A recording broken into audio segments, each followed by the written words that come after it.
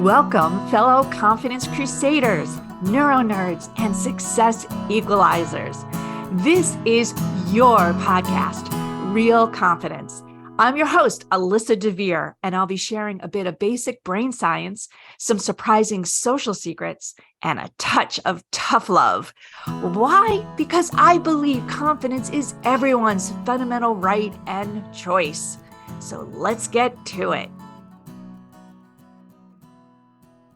Have you ever looked at my profile? It says I'm a confidence crusader, a neuro nerd, and a success equalizer. And I love those three phrases. I've had them for a long time. Probably you should put up on there as well a word wonk, because I love words, English words in particular, but all words. And I often probably overthink my words, not just in terms of what I'm saying here on the podcast, but when I write, it is a lot of cerebral energy, a lot of cognitive juice that goes into selecting the right words. I would say maybe even like 30 or 40% of my total energy store goes to picking out the right words. Yeah. So needless to say, sometimes there's words that I find have not only different interpretations. I'm not talking about tomato. I'm talking about people who really understand, perceive particular words differently than I do, or my intention is. And you don't always know that, right? They don't tell you, oh, I'm seeing it different, I'm understanding, and I'm interpreting it differently. And I'm not really, again, talking about somebody who's reading out of context or maybe has read something too fast. That's not what I'm talking about. I'm talking about actual words, in some cases, phrases that get used, and you use them, you choose to use them in a sentence, written or verbal. And surprise later, maybe that you find out that somebody has really taken them differently. And not maliciously. I'm not talking about, they thought that you were slamming them or anything, but I'm going to give you 3 examples in this podcast that I think highlight the fact that even though we think we're communicating clearly, intentionally, thoughtfully, and even though we may believe and be told that we have emotional intelligence, there are many opportunities where things can go squirrely, that we may not be communicating as clearly and as effectively as we'd like to. So my first example happened just last week. I was being interviewed for a series. It's like a webinar series by a big insurance company. And they do this leadership series. They invite all their employees, and there were several hundred people, and they interview individuals. And I was really honored to be one of those. And of course, we're talking about the role of confidence, what confidence means, and how it shows up differently in men and women, and so on and so forth. And I'm going to come back to my favorite word, of course, confidence, later in this podcast. But during that podcast that webinar rather, that I was on, one of the participants put in chat a note that said, Alyssa, it would seem to me that you are shameless. And when I first read it, I thought, wow, that is a bit of a slam, right? I'm shameless. Because my immediate reaction or thought process was, shameless is a bad thing. Shameless means I don't take what I say and do seriously, and that I don't care what other people think, and I don't really carry a burden if I say something and screw up and subsequently don't care that it hurts somebody. That was kind of my immediate read. And so when I saw the word, I went, okay, wait, this person probably is not trying to slam me, particularly in front of all several hundred people that were on the call, right? And I took that moment to not react, thankfully, right? Practice what I teach. And I took a breath and I thought, shameless. 2 things came to my brain. One was Brene Brown's work on it, of course, that she's a big proponent for not letting shame take over your head, take over your behavior, because shame is a reflection that you've done something, said something, or not said something, or not done something that you feel badly about, that you regret. And again, if you follow my work, you know that regret is one of those fears that hits our amygdala. I talk about that all the time. That makes us question our confidence. So subsequently, I started thinking about that word shame again, and not just on the webinar, but because of Brené Brown's use of the word so frequently, and thought, you know what, if you do something that you're not proud of, or something doesn't go the way you had intended, right, and you feel, quote, ashamed, it's because you're not owning up to the fact that you screwed up, that you didn't get the outcome that you were hoping for, and that the best thing you can do is not only acknowledge, but make a promise to yourself that you'll do it differently next time.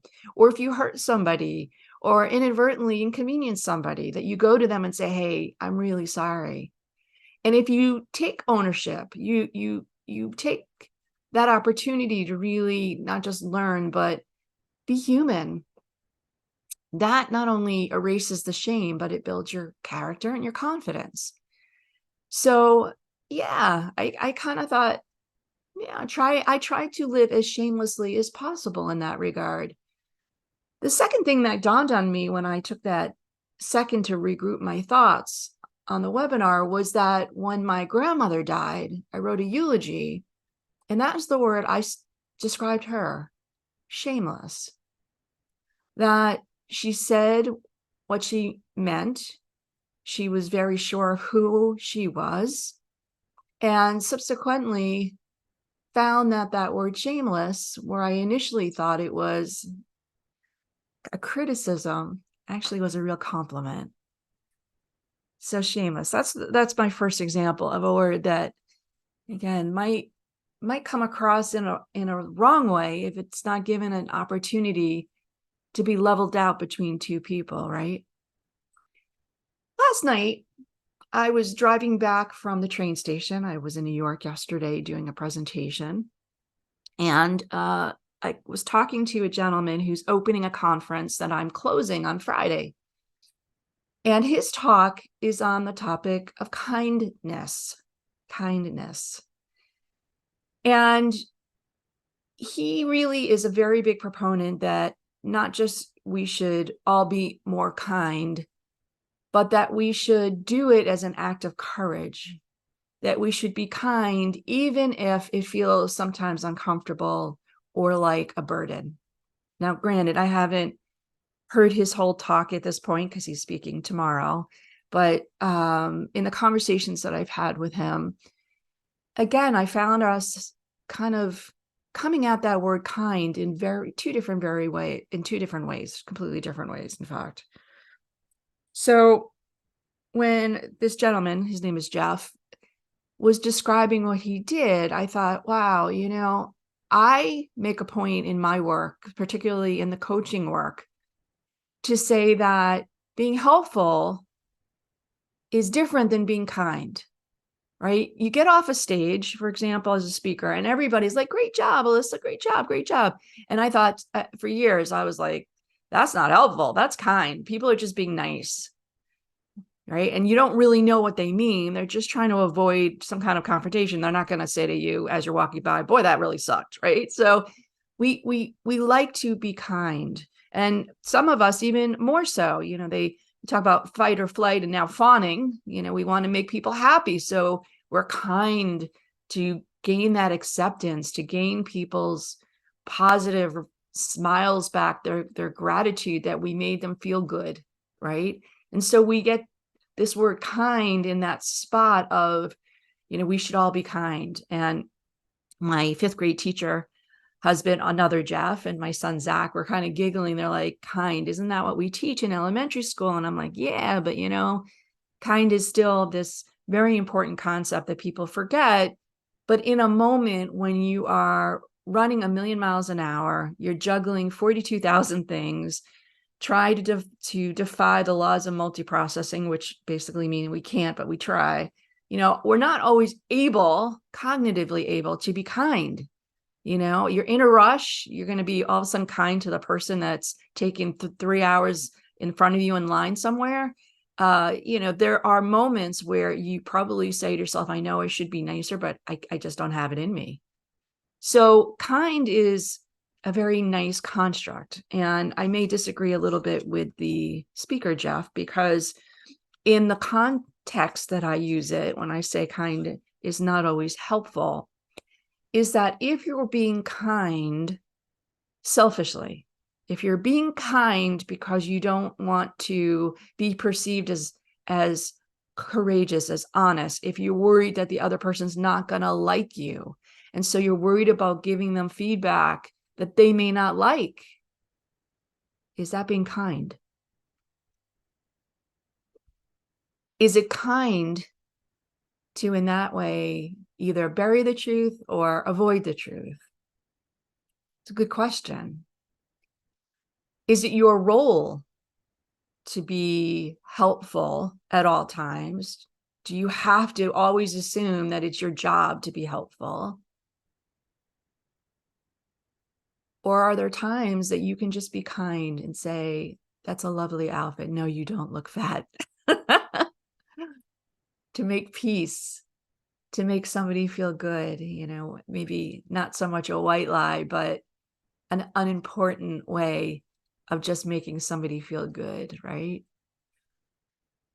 So again, that word kind, not just the kind bars, but the actual act of being kind. I think that could also be used in different ways. All right, I think you're getting the idea here. There's nuances about these words, but there's also this baggage that they come with. And the baggage often is tied to our own experiences, our own perspectives, right? If somebody says that you're kind, you may feel very flattered, or you may feel very like, I'm not kind. That's for, wimps. That's not something that I am. I'm an assertive person. I'm authentic. I'm not kind, right? So it really depends on who you are and your experience. And that leads to the big word, the one that we use all the time here on Real Confidence, which is that C word itself, confidence.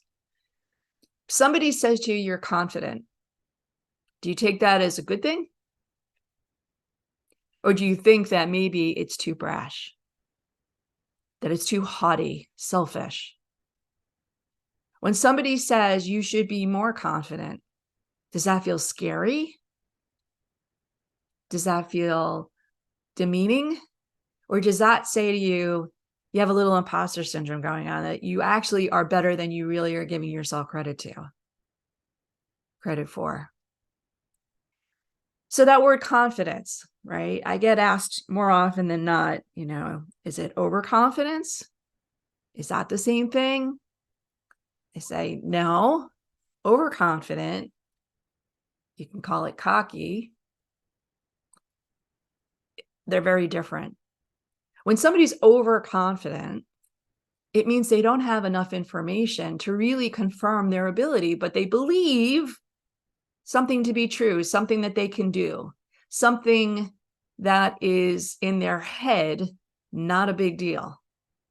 And I've written about this in many books now. Overconfidence can be very dangerous.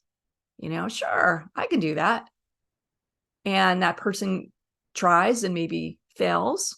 Not such a bad thing, but depends on what it is, right? They're doing something physical, it may actually physically hurt. Or you give them a responsibility because they're so confident they can get it done, and they don't. They drop the ball, and then they impact you or the rest of the team. We probably have people we work with like that. So overconfidence is not confident. Overconfidence is the lack of information to confirm that that person really can do it, but they believe that they can despite not having the data or the experience. Now, cocky is very different. Arrogant or cocky, may even throw a little bit of bitchy in there too. That's the other end of the spectrum. That means that the person actually knows that they can't do something, that they're not capable. And it freaks them out, and they're going to try and fake it. They are going to become an imposter themselves. They're going to become cocky or bitchy so that it seems that they don't want to even try whatever it is you're asking them to do. They're going to push back. No. That's wrong. I'm not going to do it. Right? Or they're going to try and impress you because they know in their heart and in their heads that they don't have the experience. They don't have the data to convince themselves that they can do it with confidence. So, nuance. I told you, I am a word wonk.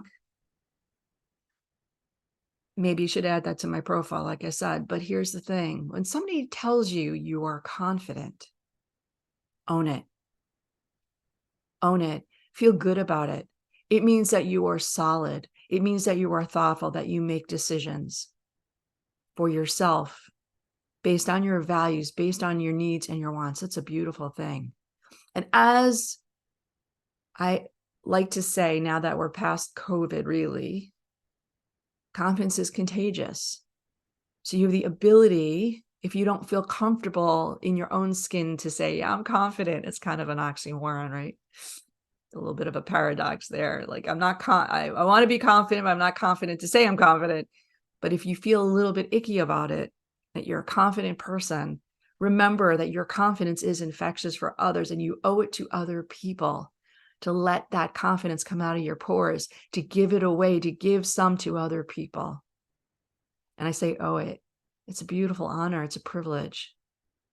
So when somebody says you're confident, smile and say, thank you. Yes, I am. Yes, I am. Now, this podcast I've been doing now for a couple of years. I know this may be your first one, or maybe it's one that you've been one of the very loyal followers, and I want to thank you personally. But I would love to hear about some words that you find to be a little tricky sometimes to navigate, that you find maybe give you a little bit of a challenge when people push back and go, that's not really what I meant, or, oh, what do you mean by that? Because I just find the whole thing fascinating. So thank you for listening today. I hope this was thought-provoking as always. And please continue to give more confidence to the world. Before we totally wrap up, I want to let you know that full transcripts and show notes for this and other Real Confidence episodes can be found on www.americanconfidenceinstitute.com/podcast. I also want to remind you once again that the best way to get confidence is to give it to others. And you can do it just by liking and sharing this episode on your preferred podcast and social media channels. You can even give me some confidence by noting topics you'd like me to consider for the future. So for now, this is Alyssa DeVere. Thank you for helping to bring more confidence to the world. Master editing done by Ben Weinstein, with original music performed and composed by Jeff Mitchell. Real Confidence is a production of American Confidence Institute. All rights reserved.